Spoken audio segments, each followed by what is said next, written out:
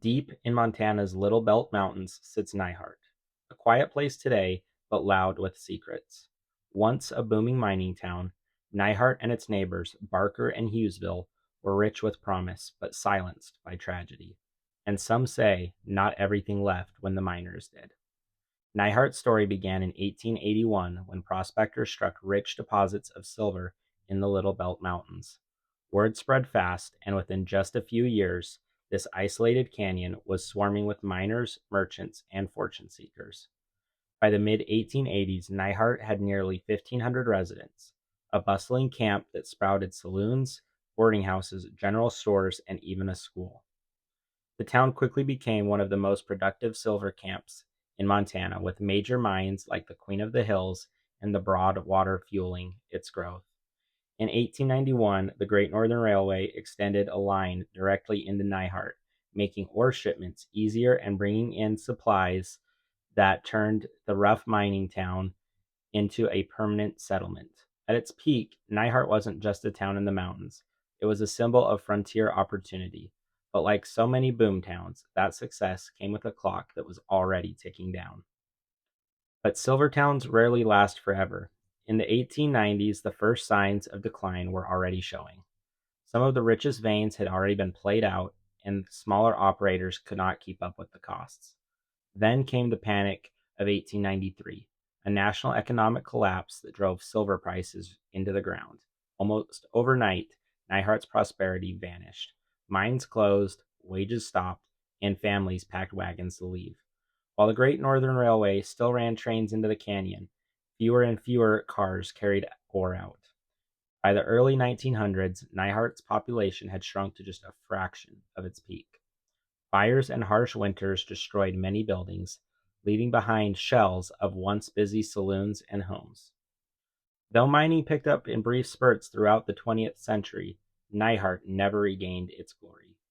What had once been a roaring silver camp turned into a quiet mountain community haunted by the silence of what was lost.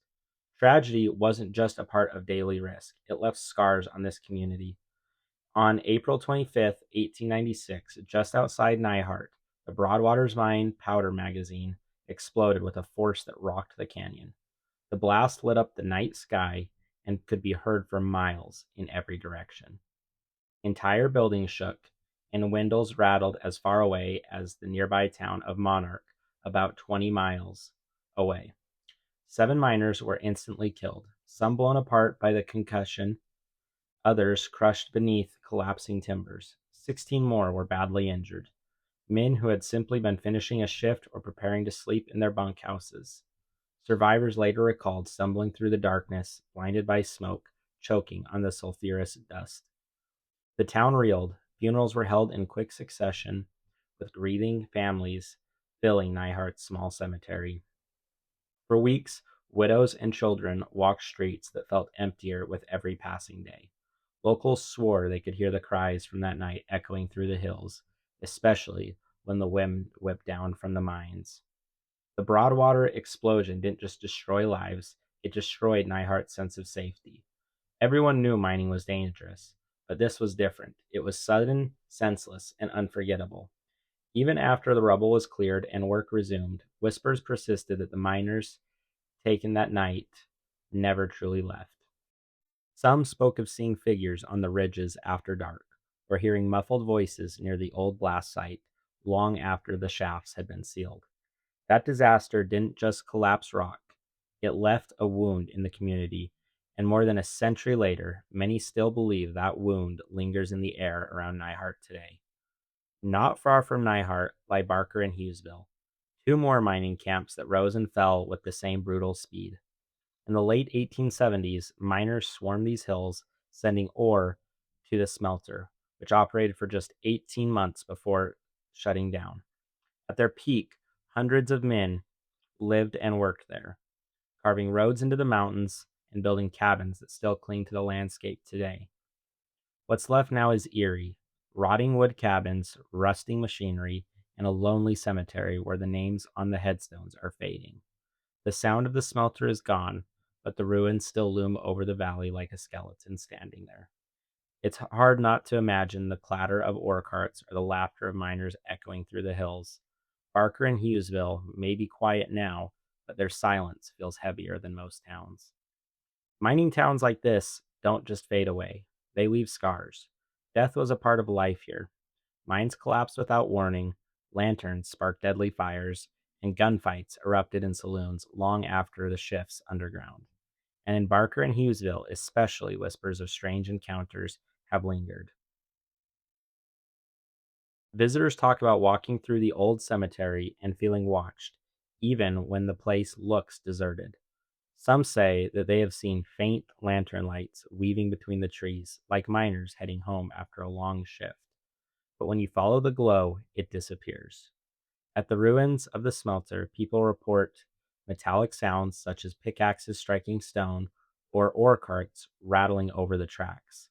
A few even claim to hear men's voices echoing underground, shouting orders through the tunnels that were sealed up generations ago. Inside the cabin, the inside of the cabins, the air feels heavier. Cold spots hang in the middle of rooms, even on warm summer days. Some visitors describe an overwhelming sense of dread, as if they've intruded on private ground. One man swore he stepped inside a cabin and instantly felt sick to his stomach, like the walls themselves wanted him gone. Are these just tricks of the imagination or echoes of the miners and families who once lived here? Out here with the wind howling through empty door frames and shadows moving across broken windows, the line between past and present feels thinner than we'd like to admit. Today, Neihart is little more than a quiet mountain community home to just a handful of residents and a scattering of old buildings that cling to the past. About 40 people currently reside in Neihart. The main street feels frozen in time, with weathered storefronts and cabins nestled against the backdrop of the Little Belt Mountains. Barker and Hughesville, once alive with the noise of miners and smelters, are now ghostly ruins, collapsed cabins, and rusting equipment. A cemetery that lies amongst the trees also remains. Nature has reclaimed much of what people left behind. The silence is heavy here, broken by only the wind through the pines or the occasional crack of settling wood. It's peaceful and beautiful, but impossible to walk through these empty roads without feeling that the past is still very close. If you enjoyed this video, please like and subscribe for more abandoned towns.